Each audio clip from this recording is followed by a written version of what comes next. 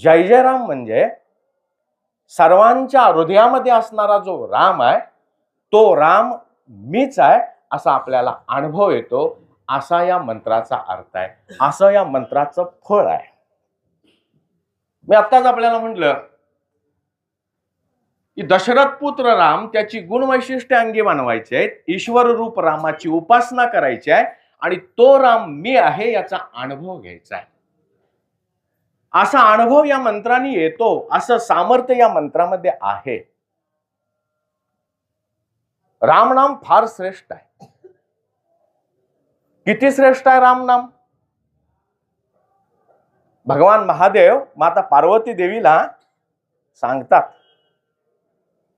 सहस्त्रनाम तत्तुल्यम राम नाम वरानने.